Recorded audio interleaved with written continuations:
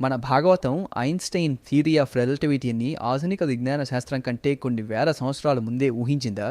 Einstein సిద్ధాంతంలో ఒక భాగం టైమ్ డైలేషన్. అంటే విశ్వంలో కొన్ని ప్రాంతాల్లో సమయం నెమ్మదిగా కదులుతుంది.